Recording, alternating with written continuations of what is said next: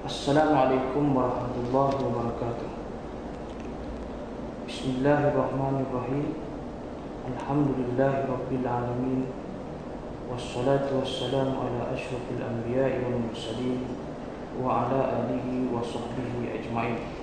Subhanaka la ilma lana illa ma 'allamtana innaka antal alimul hakim. Wala haula wala quwwata illa billahil aliyyil azim.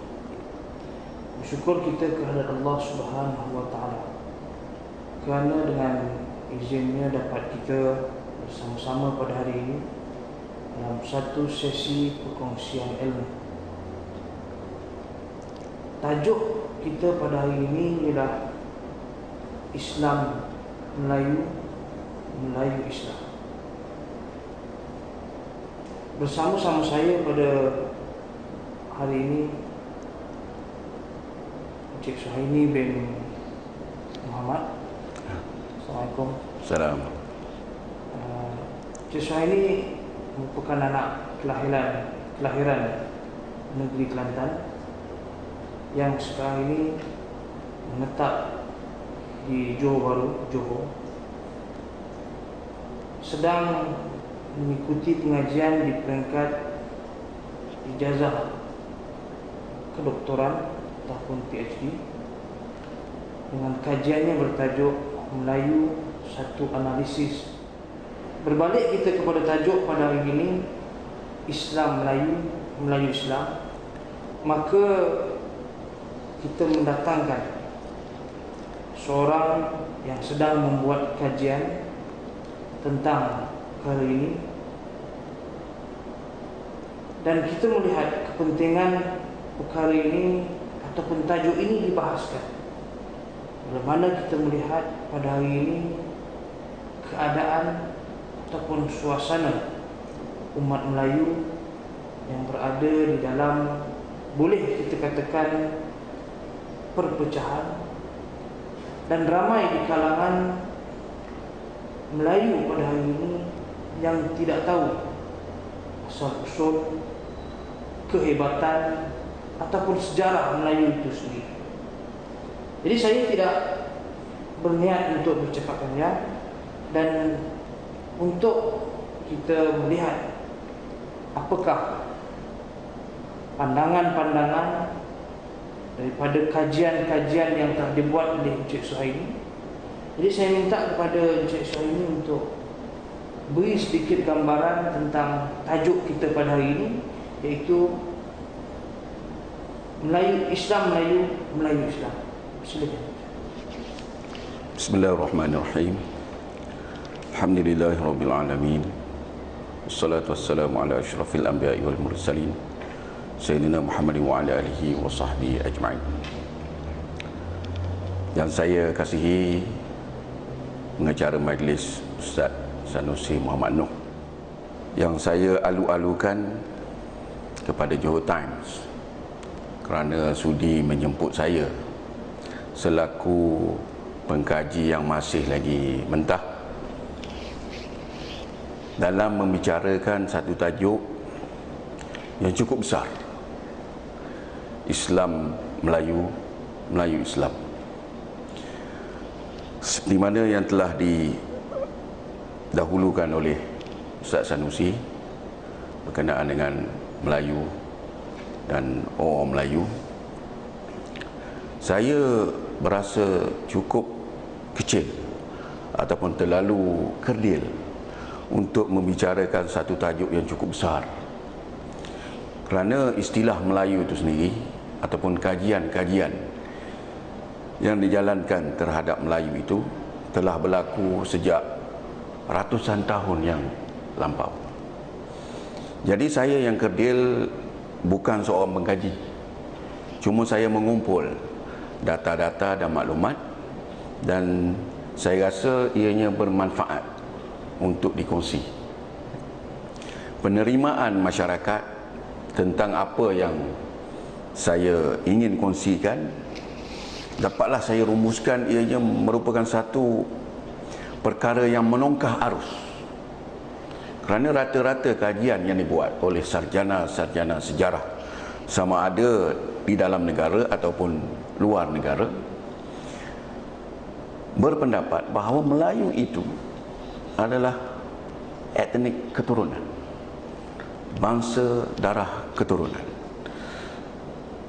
Dan saya datang ibarat satu biji saga yang halus untuk menongkah batuan-batuan yang besar jatuh daripada gunung yang tinggi, dengan satu cerita yang agak berbeza, di mana saya berdasarkan penelitian yang dibuat beberapa tahun yang lepas, Melayu itu bukan merupakan satu bangsa keturunan.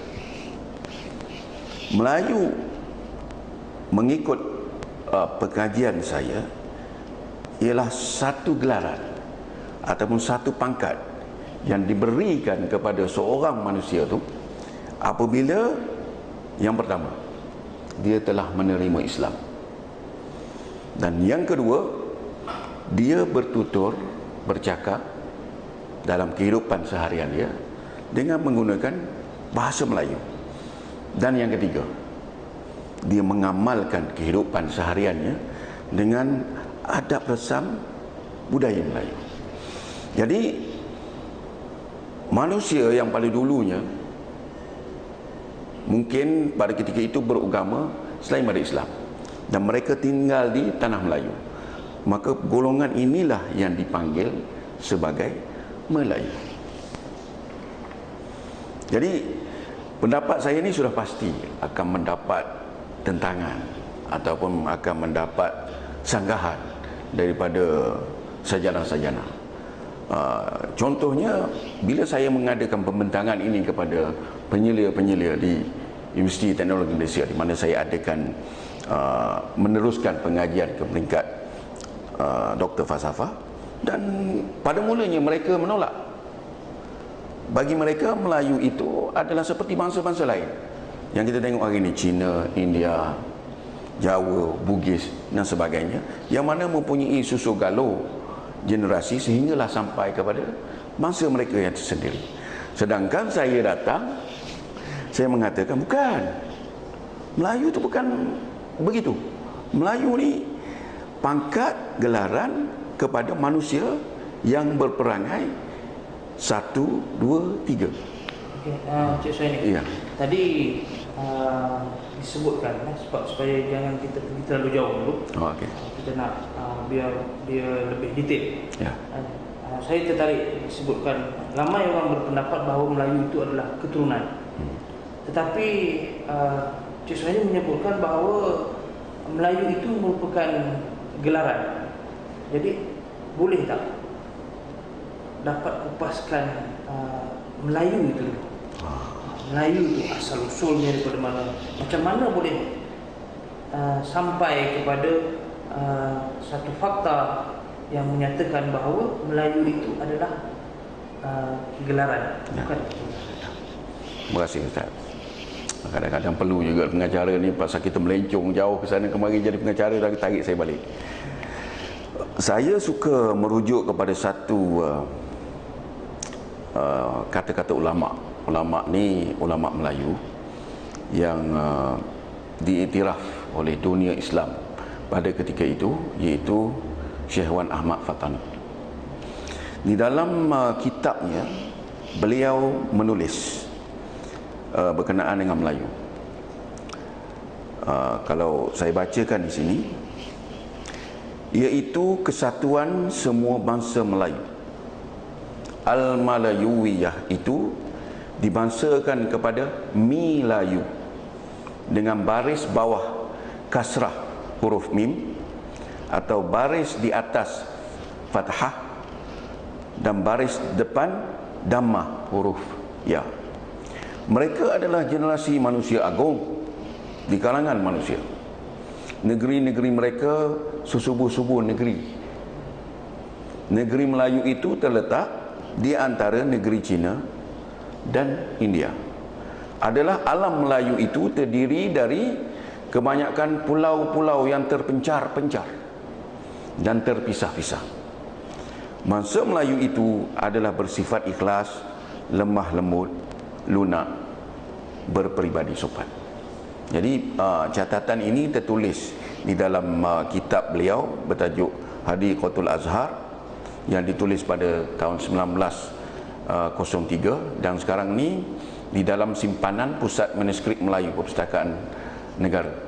Siapa yang berminat boleh tengok, boleh rujuk kepada MSS 1673. Sikit-sikit je saya. Ya. Nama ulama tadi tu. Nama ulama ni Syekh Ahmad Fatani, yang dilahirkan pada 1856 dan beliau meninggal dunia pada 1908. Jadi ulama ni merupakan satu tokoh yang besar. Dia belajar di Mekah, di Baitul Maqdis, dan hingga ke Mesir. Dan ilmu-ilmu kepakaran beliau ni bukan saja dalam bahasa Arab, malahan beliau mempunyai bidang ilmu yang diterokai itu merangkumi politik, ekonomi, seni, budaya dan pentadbiran, termasuklah sains. Sedangkan mancis yang kita gunakan hari ini adalah teknologi yang diterokai oleh Syekh Ahmad Fatani. Jadi kalau Ustaz tanyakan saya tadi, yang Melayu tu, bila Melayu, istilah Melayu tu wujud ataupun diperkatakan, istilah Melayu tu sendiri mula dikatakan. Jadi saya suka mengambil pendekatan yang agak berlainan daripada pengkaji-pengkaji yang lain, berdasarkan kepada penelitian yang saya buat. Dan penelitian ini mungkin terdedah kepada kesilapan-kesilapan, dan saya menjemput ataupun mempelawa mana-mana pendapat, pandangan untuk memperbetulkan jika sekiranya apa yang saya selidiki ini tidak tepat. Jadi perkataan Melayu mengikut pendapat ulama Syekh Ahmad Fatani ini, perkataan Melayu, mim lam alif ya waw, asalnya huruf Jawi, jadi bunyinya Melayu. Tetapi setelah kita mengambil Rumi sebagai tulisan kita, jadi sebutan itu telah berukar kepada Melayu, ejaan M-E-L-A-Y-U. Jadi asal perkataan Melayu itu adalah berasal daripada perkataan Malak, mim lam alif hamzah, yang bermakna chief atau ketua, atau golongan-golongan atasan, golongan-golongan yang memerintah, bukan golongan bawahan, satu kasta yang paling tinggi. Dan perkataan Malak ini sendiri terdapat 24 tempat di dalam kitab suci Al-Quran itu sendiri. Jadi kalau nak cerita Melayu bila bermula, pada pandangan saya Melayu itu bermula setelah datangnya Islam. Bermakna sebelum datangnya Islam maka tidak ada Melayu. Mengikut kajian saya, perkataan Melayu itu sendiri telah disebut, telah diiktiraf oleh seorang ulama yang terkenal pada sekitar tahun 1136, yang berlaku sebelum kerajaan Melaka, yang berlaku di kerajaan Kedah Tua, di mana pada masa itu raja penduduk negeri Kedah ialah Raja Praum Mahawangsa. Apabila datang ulama daripada Yaman, Syekh Abdullah Al-Qumairi Al-Yamani menyampaikan Islam kepada raja tersebut, dan raja tersebut menerima Islam, budaya Islam secara total, termasuklah para pembesar negeri dan juga rakyat jelata. Jadi bermula pada saat itu, maka Syekh Abdullah Qumairi memberi gelaran kepada raja, pembesar dan seluruh rakyat negeri tersebut dengan nama Melayu, kerana mereka sebenar-benarnya telah menjadi pemimpin, sama ada untuk diri mereka ataupun ahli keluarga mereka, masyarakat mereka, bahkan negara mereka. Dan pada ketika itu Raja Mahawangsa, Praum Mahawangsa telah menukar namanya kepada Muzaffar Shah, dan gelaran yang diberikan kepada raja telah ditukar kepada Sultan. Jadi gelarannya adalah Sultan Muzaffar Shah I, yang merupakan nenek moyang kepada yang di-Pertuan Agong sekarang ni yang ke-27. Jadi yang di-Pertuan Agong sekarang ni merupakan anak cucunya yang generasi yang ke-27. Jadi susu galon ni tercatat dengan kemasnya di Istana Negeri Kedah. Itu asal usul Melayu. Dan ianya berlaku lebih awal daripada kerajaan Melaka. Ini lebih awal daripada yang seperti mana yang digembar-gemburkan dalam sistem pendidikan kita ataupun yang digembar-gemburkan oleh pengkaji sejarah. Jadi saya ada beberapa pertanyaan. Tadi dimaklumkan, disebutkan bahawa Islam datang dulu, baru Melayu ada. Ya, benar. Jadi disebutkan tadi Melayu tu bermula pada tahun 1936. 1136. 1936. Dan raja ataupun orang yang mula-mula mendapat gelaran Melayu itu adalah Pra-Mahawangsa. Dan nama dia setelah Islam ialah Muzaffar Shah. Ya. Betul kan? Betul kan? Okay, jadi kita nak tahu gelaran tu yang diberikan oleh, tadi disebut Syekh Abdullah Kumairi. Ya, saya. Boleh kenalkan sikit tak Syekh Abdullah Kumairi ni? Siapa dia ni? Dan macam mana dia boleh berada di tanah Melayu ni?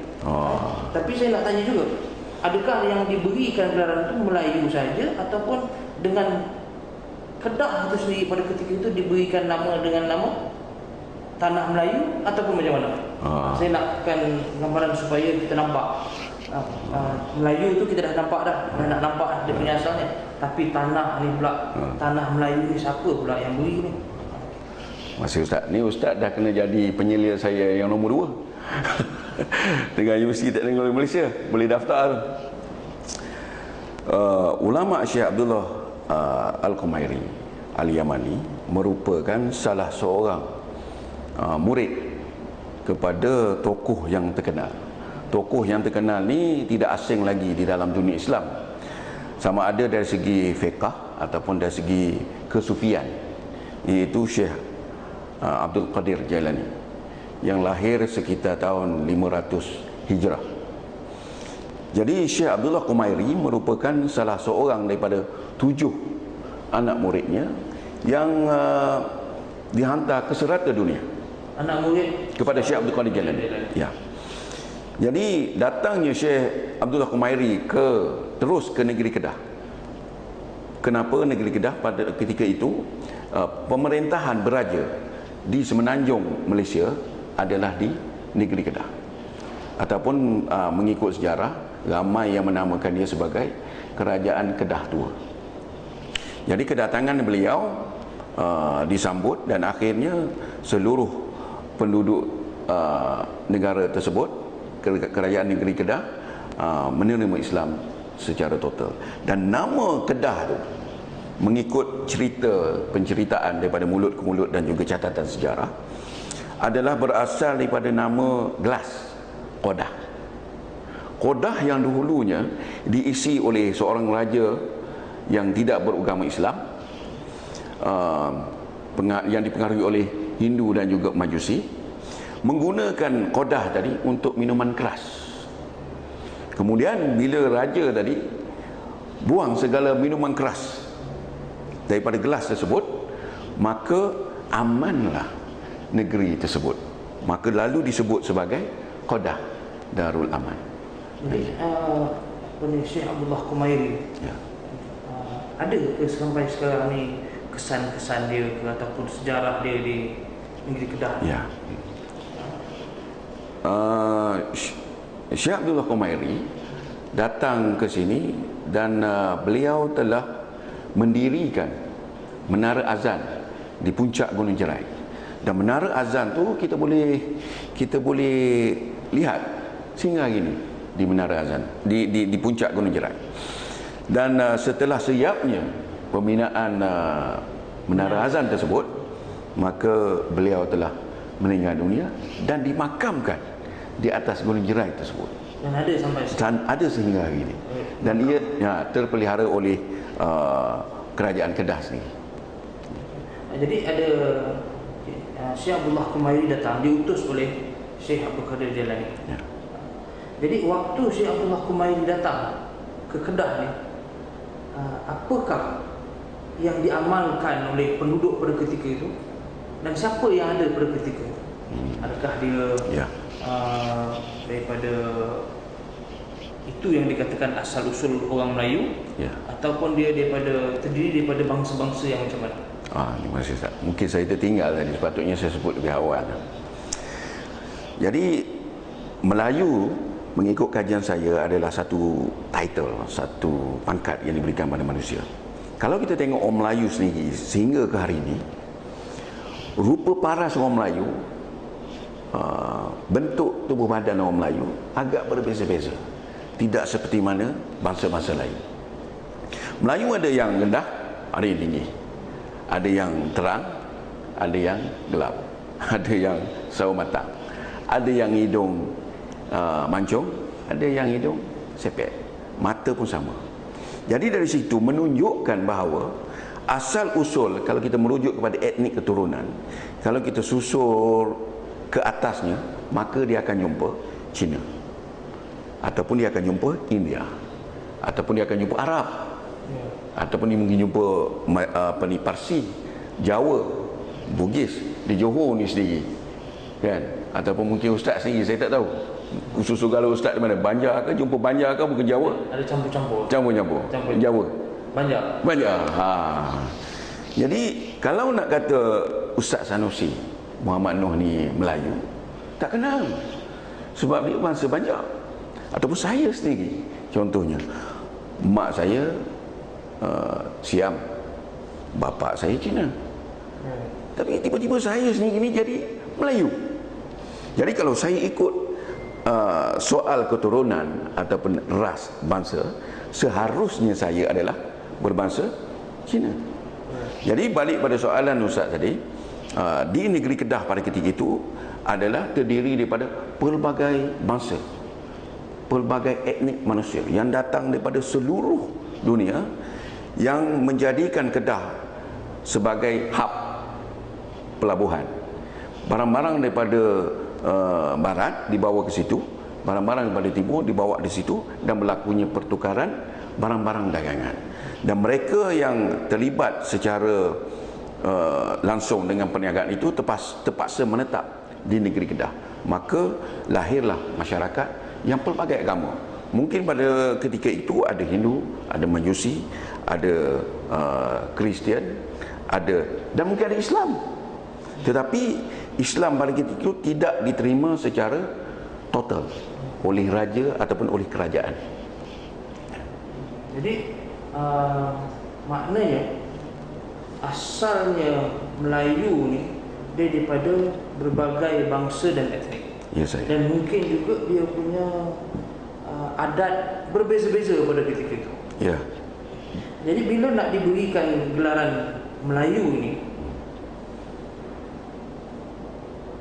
pendapat saya lah, Syekh Abdullah Kumairi dia melihat kepada ciri-cirinya.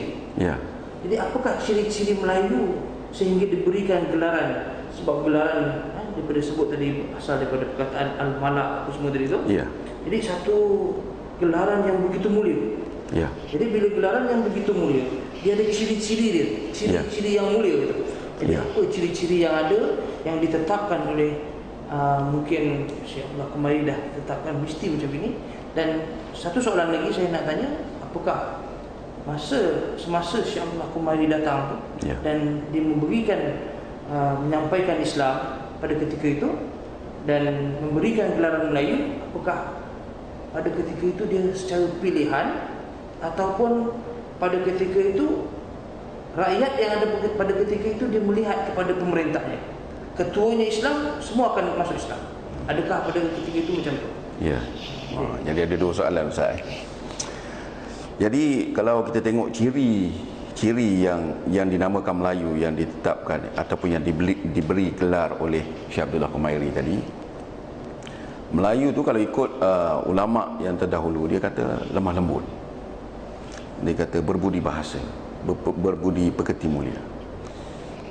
Jadi bila seorang raja yang tidak Islam, termasuklah barisan pimpinan negeri menerima Islam, dengan Islam yang mereka terima itu dapat mengubah daripada akhlak ataupun daripada tingkah laku yang keras, tingkah laku yang zalim, tingkah laku yang melampau, mereka terus bertukar kepada satu akhlak yang sangat cantik. Seperti mana yang kita tahu, Islam menggariskan akhlaknya yang begitu halus, yang begitu tulus. Okey, adakah benda itu menjawab? Dia ada maknanya umat Melayu yang setelah diberi gelaran, Ya. pada ketika itu adakah dia telah meninggalkan perkara-perkara syirik? Ya. Maknanya dia dah Islam lah. Ya. Dan pada ketika itu, yang soalan saya yang kedua tadi tu, Ya. apakah semua sekali ikut Islam, Oh, ya. ataupun ada sebahagian yang tidak Islam, Ya. ataupun macam mana? Ya. Pada ketika itu, masyarakat pada ketika itu dia ketaatan dia kepada ketua dia. Okey. Apakah dia bila tengok ketuanya Islam, dia Ya. pun masuk Islam. Jadi berdasarkan penelitian saya, masyarakat pada ketika itu, rakyat ketika itu, majoriti menerima Islam. Mungkin kerana pengaruh raja dan pembesar-pembesar negeri, ataupun mungkin tarikan Islam itu sendiri. Bila datangnya Islam, segala kecelaruan, segala jenayah terhenti dengan sendirinya, termasuklah akhlak masyarakat ketika itu. Dan saya tidak nafikan, berdasarkan penelitian saya, ada golongan rakyat, di kalangan rakyat, yang menolak agama, yang tidak menerima Islam. Dan mereka ini tidak dipaksa oleh Sultan Muzaffar Shah pada ketika itu untuk memeluk Islam. Bahkan Sultan memberikan mereka pilihan. Golongan yang pertama, Sultan kata, bukan Sultan katalah, pendapat Sultan, sekiranya kamu tidak menerima agama Islam tetapi ingin tinggal bersama masyarakat Islam, maka hendaklah kamu mengamalkan budaya, adat, resam orang Melayu. Okey? Tetapi sekiranya kamu menolak agama Islam dan juga menolak adat resam budaya Melayu, maka saya tidak boleh menerima kamu. Maka kamu hendaklah disisihkan daripada perkampungan, daripada kota, daripada istana. Jadi dua golongan ni memang ada sehingga ini, Ustaz. Kalau kita boleh tengok golongan yang pertama, menolak agama dan menerima adat resam budaya Melayu, iaitu bangsa apa? Baba dan Nyonya, tepat sekali. Dan golongan yang kedua, yang menolak adat budaya dan juga menolak agama itu sendiri, tinggal di hutan belantara. Iaitu siapa ini kita boleh tengok? Orang asli, orang asal yang tinggal di gua, yang buat rumah di atas pokok, yang memburu dan sebagainya. Mereka ni sehingga ini ada. Ya. Jadi supaya kita tak pergi jauh kan? Ya. Dia banyak tu, dah makin besar dia punya perbahasan dia ni. Ya. Jadi saya rasa perbincangan kita ni, saya nak Cik Suhaini buat satu kesimpulan hari ni kita punya perbincangan ni. Saya melihat bahawa Melayu itu satu bangsa yang mulia sebenarnya. Ya. Nak menggunakan title Melayu itu ialah satu title yang begitu berat sebenarnya. Ya. Sebab dia diberikan oleh seorang ulama. Ya. Dan dia bukan satu gelaran yang mempunyai ciri-ciri keistimewaan dan ciri-ciri yang tersendiri. Ya. Jadi bila kita melihat macam ni, Sultan yang mula-mula menerima Melayu itu adalah Sultan. Ya. Dan kita melihat bila kita melihat pemerintah menerima Melayu, dan pada hari ini kalaulah kajian ini merupakan suatu kajian yang tepat, saya nampak ini satu perkara baru yang perlu kita ketengahkan. Ya. Yang perlu diketengahkan supaya apa? Supaya bila disebut Islam Melayu Islam ni kita dah tahu dah ciri-ciri dia macam mana. Dan sehinggalah kepada orang Melayu pada hari ini dia sedar daripada mana asal usul dia, dan apa yang perlu dilakukan sekarang ini, apa peranan yang perlu dibuat, yang kalau mengikut daripada ciri asal yang diberikan oleh Syekh Abdullah Kumairi itu, kita nampak benda itu dah lari jauh. Jadi saya ingat jawapan Cik Suhaini nanti ni merupakan kesimpulan kita pada petang ini. Kita dah satukan masa, Ustaz. Satu benda yang agak tragis sebenarnya, ataupun yang begitu penting dalam Islam ni, bila cerita pemerintah Islam mesti balik pada khalifah. Sejak pada zaman Rasulullah sehinggalah kepada last kali pemerintahan Turki Osmaniyah. Jadi dia tidak boleh lari daripada khalifah. Cuma pada ketika itu di kerajaan Kedah Tua, gelaran sultan telah diberikan kepada pemerintah. Jadi satu perkara pokok yang kita tidak boleh abaikan di sini ialah bila sebut Melayu tu, dia wajib ada sultan. Dia wajib ada khalifah dia. Ketua dia. Yang diberi gelaran sultan. Sebab kalau suka saya memetik ada hadis Nabi yang diriwayatkan oleh Ibnu Majah, As-Sultanu Zallillah fil ard. Zillullah fil ard. Jadi sultan itu adalah bayangan Allah di muka bumi. Jadi sultanlah tempat pergantungan rakyat jelata. Sultanlah tempat bernaungnya seluruh rakyat jelata. Tapi kalau kita nak bercerita bab kesultanan dan sebagainya, dia akan mengambil masa yang panjang. Jadi sebagai penutupnya, saya rasa saya berharap agar penelitian, penyusunan saya dengan tajuk Melayu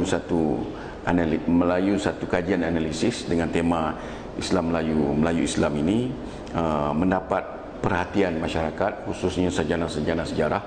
Dan apa yang saya kaji ini terdedah kepada kesalahan-kesalahan, dan saya mengalu-alukan pandangan dan juga ulasan daripada mereka.